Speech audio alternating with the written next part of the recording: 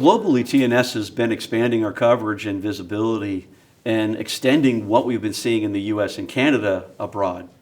In those international fraud scenarios, we see a mixture of one ring, or what they call Wangiri fraud scenarios, to malicious activity and spoofing of legitimate enterprises for things such as like Amazon delivery services, or a provider coming to your house to make a delivery or service, to CLI manipulation, or spoofing, as they call it internationally. CLI spoofing is the taking of a legitimate number, but generating that number from a malicious source that is then trying to represent that enterprise who is legitimate and authoritative, but trying to do malicious activities with it.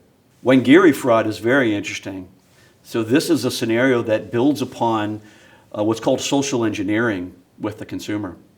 So in social engineering, you attempt to bring the consumer into the fraud by building up trust in a relationship with them. With Wangiri fraud, the scenario is you get a phone call to your device.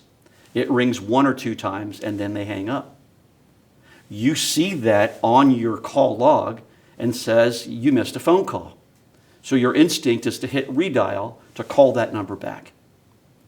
The difficulty is in that Wangiri attack, when you make that phone call back, many times that's to a different country with a higher tariff price for that cost of that event. So you're enabling and perpetuating fraud activity that will now cost you money as a consumer.